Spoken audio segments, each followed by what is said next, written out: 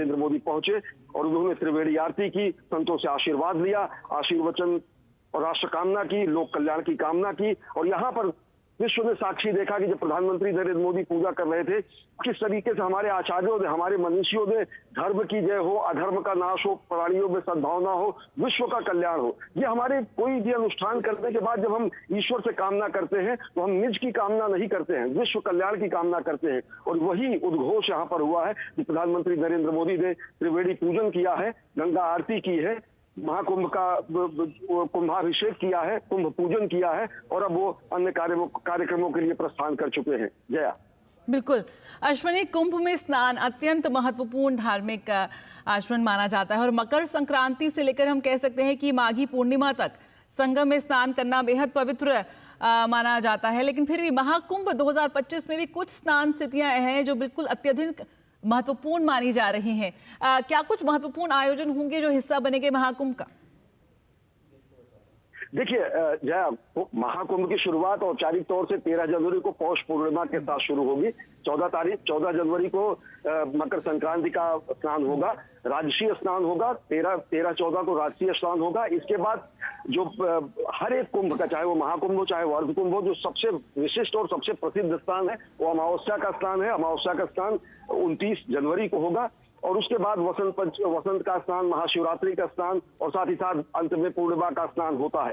तो ये राष्ट्रीय स्नानों की परंपरा यहाँ पर है और राष्ट्रीय स्नानों के दिन पूरी दुनिया से लोग यहाँ पर आते हैं। संत महात्मा यहाँ पर पूरे 45 दिनों तक अपना कल्पवास तो करते ही हैं और महाकुंभ में सारे संप्रदायों के लोग आते हैं, सारे धर्मों के लोग आते हैं, सारे मतावलंबी आते हैं, सारे अखाड़े आते हैं, सारे सन्यासी आते हैं। गिरी और कंदराओं में यहाँ तक तपस्या करने वाले जो मुनि ऋषि मनीषी हैं वो भी कुंभ तक चले आते हैं, क्योंकि त्रिवेणी में आकर माँ गंगा और यमुना और सरस्वती के संगम पर स्नान करना एक पुण्यदायी तो माना ही जाता है। साथ ही साथ ये दान का क्षेत्र है, अक्षय क्षेत्र माना जाता है। यहाँ पर किया गया जो कर्म है वो अक्षय माना जाता है। तो अक्षय क्षेत्र में अक्षय पुण्य की कामना से लोग यहाँ पर पहुंचते हैं और यही दुनिया देखती है कि किस तरीके से हमारी जो अक्षय संस्कृति है वो आज निरंतर बहती हुई शाश्वत स्वरूप में है और वो पूरी दुनिया एक बार फिर महाकुंभ में देखेगी। जया।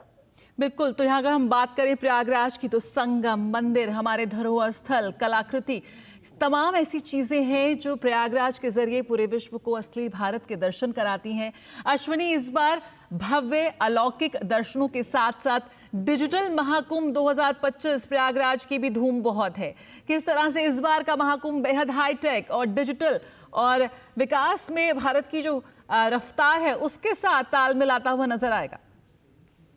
जी, निश्चित तौर से अगर देखें तो इस पिछली बार का जो अर्धकुंभ था 2019 में उसे दिव्य कुंभ, भव्य कुंभ कहा गया था और इस बार के कुंभ में एक नया आयाम जुड़ा है, दिव्य कुंभ, भव्य कुंभ और डिजिटल महाकुंभ। डिजिटल महाकुंभ के तहत आप देखिए प्रधानमंत्री नरेंद्र मोदी एक ऐप का भी लोकार्पण करेंगे, चैटबॉक्स का भी लोकार्पण करेंगे और साथ ही साथ जो अलग अलग सुविधाएं हैं किस तरीके से उनको समेकित करके एक नया स्वरूप प्रदान किया गया है कि चाहे वो परिवहन की सुविधा हो, चाहे वो संस्थानों की सुविधा हो, चाहे वो मेले क्षेत्र में आवागमन की सुविधा हो, चाहे वो रेल की कनेक्टिविटी हो, चाहे अन्य कनेक्टिविटी हो, इन सबको कहीं ना कहीं एक नए तरीके से डिजिटल स्वरूप प्रदान किया गया है। इन सबके साथ साथ अगर देखें तो पूरे के पूरे इस कुंभ के क्षेत्र में अभूतपूर्व व्यवस्था सुरक्षा की भी की गई है।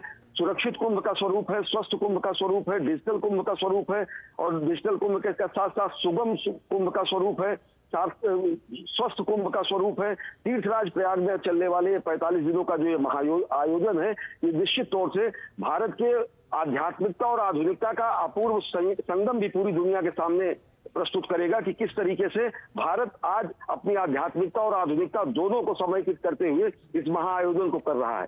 जया।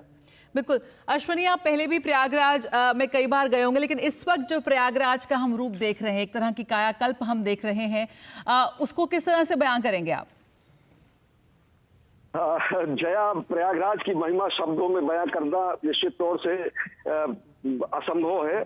साफ तरीके से भगवान श्री राम जब यहाँ पर माता सीता के साथ आए तो गोस्वामी तुलसीदास ने कहा कि अस तीरथ पति देख सुहावा, सुख सागर रघुबर सुख पावा। भगवान जो कि सुख के सागर माने जाते हैं, भगवान को भी सुख की अनुभूति हुई जब वो तीर्थ पथ आते हैं, तीर्थराज प्रयाग आते हैं। तीर्थराज प्रयाग में